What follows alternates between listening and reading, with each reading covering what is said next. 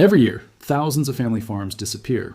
Between 2017 and 2022 alone, over 140,000 farms shut down permanently.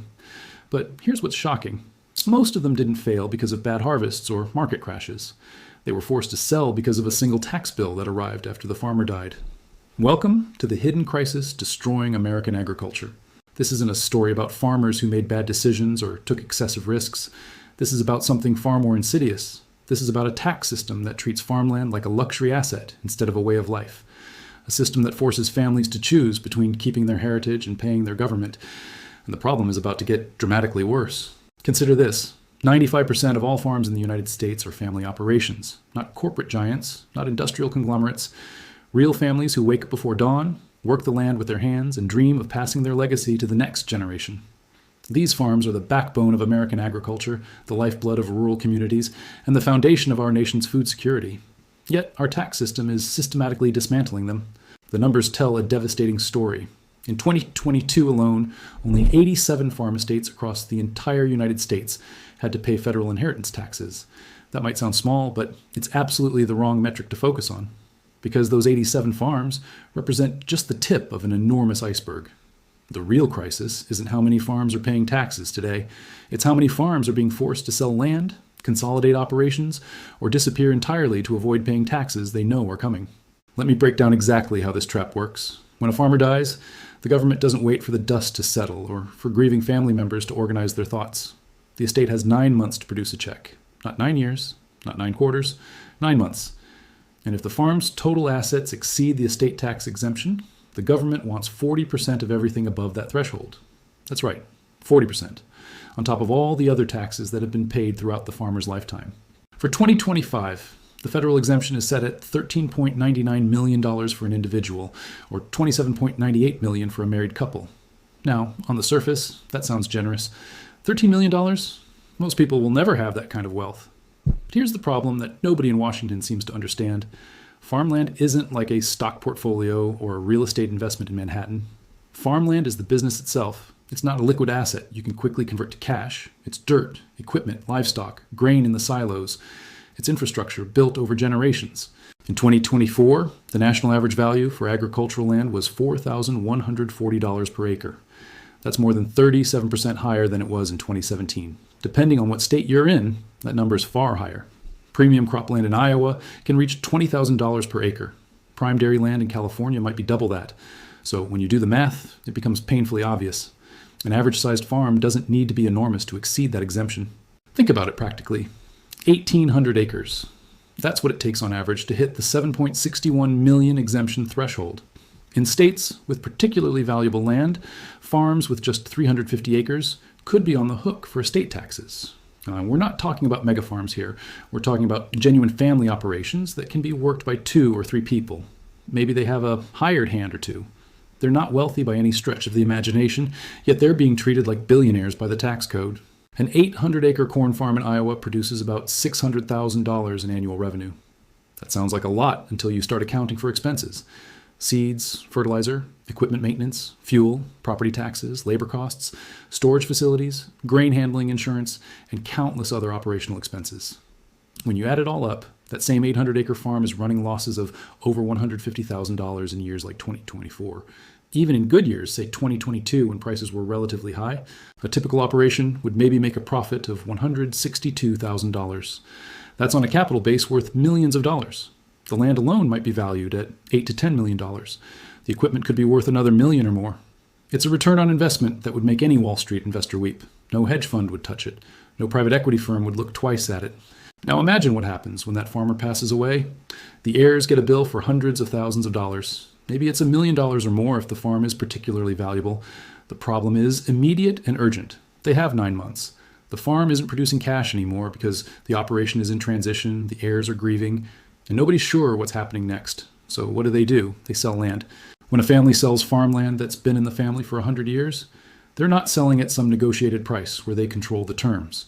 They're selling in a distressed situation. They're selling on someone else's timeline. They're selling to pay a tax bill they never agreed to, imposed on property they never agreed to inherit, in a way that creates this impossible financial burden. This is where we see the generational wealth destruction. Unlike other professions, where you might pass down money, stocks, or a business that can be run from an office, farming requires land. It requires continuous operation. You cannot freeze a farm in time while waiting to figure out the tax implications. Cows need to be milked, crops need to be planted and harvested. The season doesn't pause for grief or paperwork. The United Kingdom is currently watching this exact scenario play out in real time. And it's happening because of a dramatic shift in their tax policy that just took effect in April 2026. For more than 40 years, British farmers enjoyed something called agricultural property relief.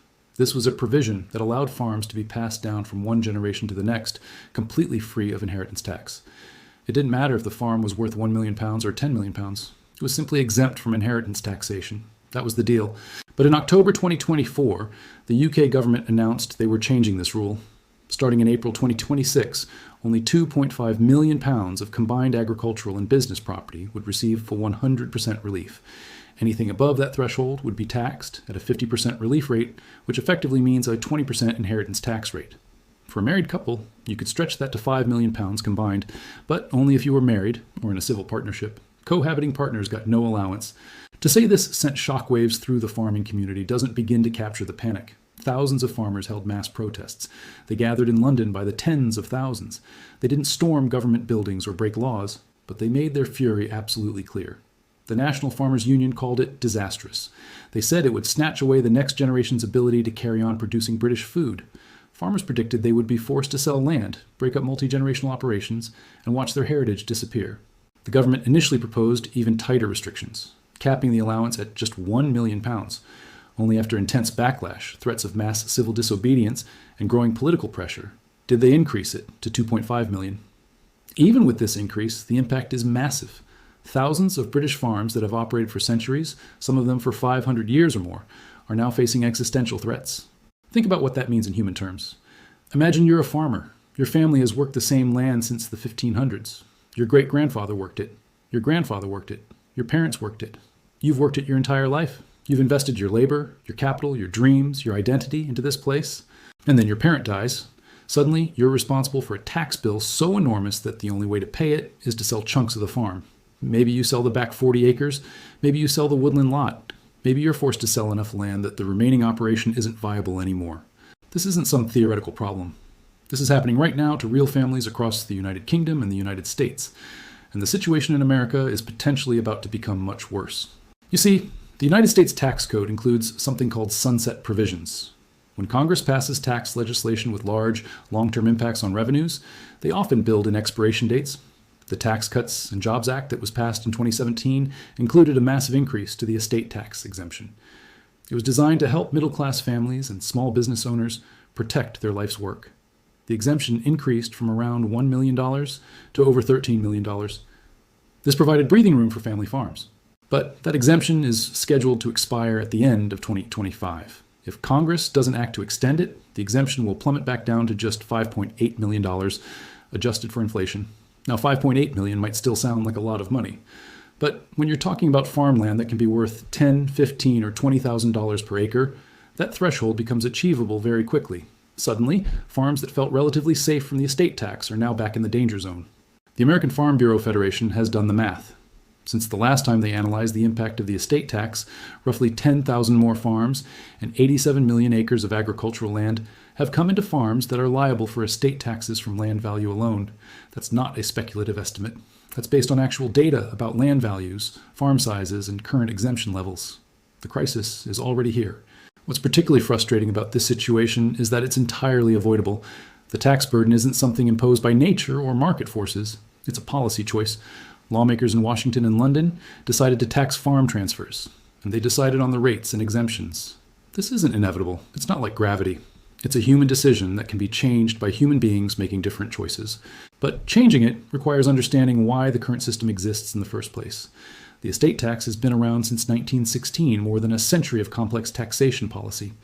The original idea was to prevent the formation of an American aristocracy.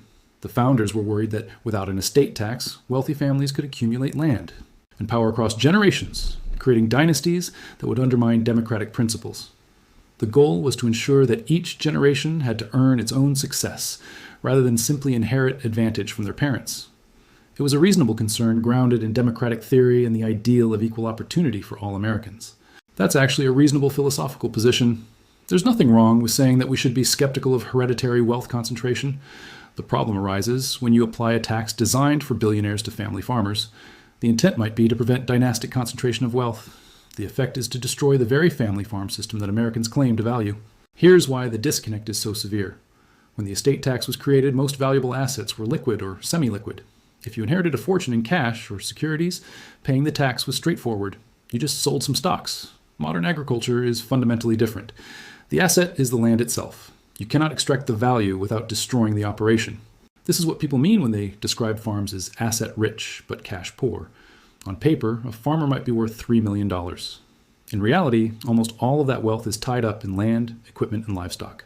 The farm's annual cash flow might be $200,000. That's a 7% return on the total capital base. But when you die, the government doesn't evaluate your assets based on cash flow. It evaluates them based on market value. So suddenly, that farmer's heirs are looking at a tax bill of $400,000 on cash flow of maybe $200,000. It's mathematically impossible to pay without liquidating assets. The tax system essentially forces a choice: sell the land or go into massive debt. Neither option ends with the farm operating the way it did before. Either the farm gets smaller as land is sold off, or the new generation starts their tenure as a multi-million-dollar debt. Some farms end up doing both. They sell land to pay the taxes, then spend years servicing debt on equipment and remaining assets. This creates a generational burden that makes it progressively harder for each generation to build and grow the operation. What makes this even more infuriating is that there's a solution already built into the tax code that partially addresses this problem. It's called stepped-up basis. When you inherit property, the property's value is stepped up to its fair market value on the date of death. This means that if your grandmother bought farmland in 1950 for $5,000, and when she dies in 2024 it's worth $1 million, your basis gets stepped up to $1 million. If you then sell it for $1 million, you owe zero capital gains taxes on that $995,000 appreciation. Without this provision, you'd owe capital gains tax on top of the inheritance tax. Without stepped-up basis, you would owe capital gains taxes on top of the inheritance tax. It would be absolutely catastrophic. Congress actually repealed stepped-up basis once in 1976, but had to reinstate it in 1980, specifically because of problems with farm and family business succession. The government literally learned the hard way that taxing both the inheritance and the gain made it impossible to pass down family farms. But there are ongoing efforts to eliminate stepped-up basis again. If that happens, while the estate tax exemptions are low, it would create a perfect storm. A farm family would face inheritance taxes on the full appreciated value of the land, plus capital gains taxes if they have to sell to pay those taxes. It would be designed in such a way that passing down a family farm becomes prohibitively expensive. Let's talk about some potential solutions, because it's important to understand that this crisis doesn't have to exist. First, Congress could simply make the current estate tax exemptions permanent at their current high levels. That single change would solve most of the problem for most family farms. Right now, the exemptions are scheduled to drop significantly in 2026, creating genuine uncertainty for farmers trying to plan for the future.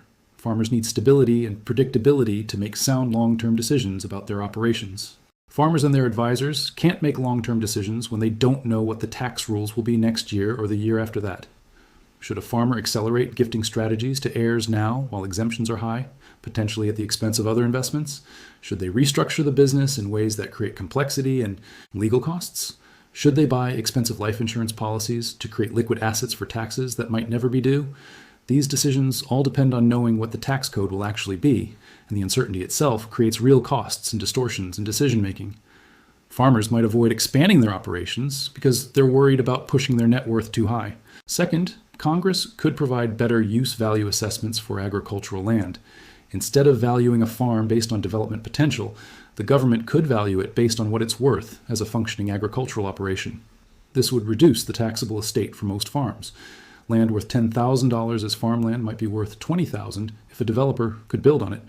Why tax the development value when families aren't realizing that value? Third, you could allow inheritance taxes to be paid over a longer period at low interest rates. Instead of demanding payment within 9 months, allow families to pay over 10 years as the farm generates income. This would make taxes manageable without destroying the operation. Fourth, you could provide complete exemptions for operating family farms, which is what agricultural property relief attempted to do. If a farm has been in continuous operation and is actively farmed by family members, the land could be completely exempt from inheritance taxes. This recognizes these aren't speculative assets held for capital gain. They're being worked by families who derive their livelihood from them. The United States has experimented with agricultural preservation programs, conservation easements, and other mechanisms designed to reduce tax burdens on farms while preserving them for agricultural use. These programs work. They can be scaled up, but they require political will and funding. Here's what's particularly frustrating. This isn't a partisan issue. Farmers of all political beliefs suffer from this tax. Rural Republicans and rural Democrats both have family farms. Rural communities across the entire political spectrum are watching their agricultural heritage disappear. Yet somehow Congress has failed to make permanent policy changes that would protect family farms from confiscatory taxation. The agricultural lobby is not weak. The Farm Bureau, the National Farmers Union, and countless agricultural organizations have tremendous political influence, but they're competing for attention against other interests. And tax policy is incredibly complex. It's far easier for most Americans to ignore the problem because they don't see it directly. But if you live in a rural area and you know a farming family, you've probably seen this play out. You've probably watched a family sell land their ancestors owned. You've probably seen operations consolidate and disappear. Let's talk about what actually happens to the land when farms get broken up. In many cases, larger agricultural corporations or investment firms buy the pieces. They can afford to pay premium prices because they can operate at a larger scale and squeeze out efficiencies that a family farm can't match. Over time, rural America consolidates into fewer, larger operations. Some people will tell you this is just natural economic evolution, that consolidation leads to efficiency and productivity. There's some truth to that. Larger farms can deploy technology more effectively. They can invest in modern equipment. They can hire specialized expertise. But there are real costs to this consolidation. The family farm model creates different incentives and outcomes than the corporate farm model. Family farmers are more likely to invest in soil health over the long term because they're planning for their children's future. They're more likely to manage natural resources sustainably. They're more likely to remain engaged with their community. They're more likely to make decisions based on more than just maximizing short-term profit. When family farms disappear and get replaced with corporate operations, the economics might improve, but something else is lost. The rural communities that grew up around family agriculture start declining. Small towns that served farmers disappear. The sense of connection to the land diminishes. This isn't something that can easily be quantified in a spreadsheet, but it's real and it matters. The biggest irony in all of this is that the government is essentially taxing agricultural land more heavily than it taxes other forms of wealth. If you're a tech billionaire and you die, your heirs pay the same 40% estate tax on the amount over the exemption. But there's a difference in how the tax operates in practice. The tech billionaire's heirs can pay the tax from liquid investments. They sell some stock, write a check, and move on. The farmer's heirs are forced to dismantle the operating business to pay the tax. This is the key to understanding why the inheritance tax is particularly destructive for agriculture. It's not the rate that's the problem. It's the interaction between the rate and the illiquidity of the asset. Apply the same tax to liquid assets and nobody even notices. Apply it to illiquid assets like farmland and you destroy the business. Some of the most progressive economists and tax experts recognize this problem. They understand that taxing family farm transfers at the same rate as taxing billionaire fortunes creates perverse outcomes, when the practical effect of a tax policy is to destroy family farms and concentrate land ownership in corporate hands. Something is wrong with the policy. Looking at the current moment, there's reason for optimism in the United States. In July 2025, Congress passed the One Big Beautiful Bill Act, which permanently increased the federal estate tax exemption to $15 million per person and $30 million for married couples, starting in 2026. This is a major victory for agricultural interests. It means thousands of family farms will now have breathing room, but this is not a complete solution. There are still farms with higher values that will face estate taxes. There are still states with their own inheritance taxes that create additional burdens. And there's no guarantee that future Congresses won't change the rules again. The fact that exemptions were scheduled to expire in the first place created years of uncertainty. That uncertainty has real costs. Farmers make decisions based on what they expect the rules to be. When the rules are uncertain, they make worse decisions. The situation in the United Kingdom remains more dire. The April 2026 changes were less generous than the US exemptions. The £2.5 million allowance is a real reduction from the previous unlimited relief. Many British farming families are currently engaged in active estate planning, trying to figure out how to restructure their operations to minimize their exposure to the new tax rules. Some are genuinely considering selling land now rather than facing the tax burden later. The political pressure on the UK government is intense. There's talk of reversing the changes. There's talk of providing additional exemptions for tenant farmers versus owner-operators. There's discussion about making the relief fully transferable between spouses, not just partially. The issue isn't settled. What's clear from both the US and UK experiences is that government needs to approach agricultural taxation carefully and thoughtfully. The goal of preventing dynastic wealth concentration is legitimate, but the method needs to be calibrated in a way that doesn't destroy family farms in the process.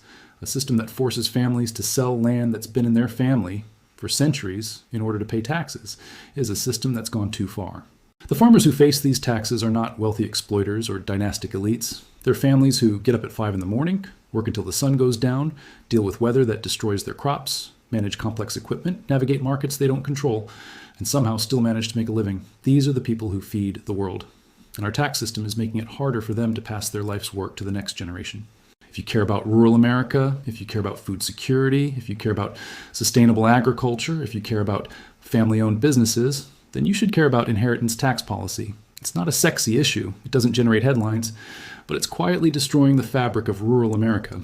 And that should matter to all of us. The farms disappearing aren't vanishing into thin air. The land is still there, but it's being consolidated into larger operations, often owned by people who never touched the soil themselves. The knowledge that came from generations of family farming is lost. The commitment to long-term sustainability gives way to short-term profit maximization. The communities that grew up around family farms start their slow decline. This is the hidden crisis that nobody talks about. Not a crisis caused by farmers making bad decisions. Not a crisis caused by market conditions or bad luck. A crisis caused by a tax system that doesn't recognize the fundamental difference between liquid assets and illiquid assets, between inherited wealth and inherited ways of life, between fortune and farm. The numbers tell the story. 140,000 farms closing in just 5 years, 10,000 additional farms now vulnerable to estate taxes, 87 million acres at risk. These aren't just statistics. They represent 500 years of history being erased. They represent families losing their heritage. They represent a way of life disappearing from the American landscape. This is the inheritance tax that's killing family farms. And if we don't act to fix it, the next generation of farmers will face an impossible choice: lose the farm or go deeply into debt to save it. Either way, the American family farm as we know it will be fundamentally transformed, and something precious will be lost.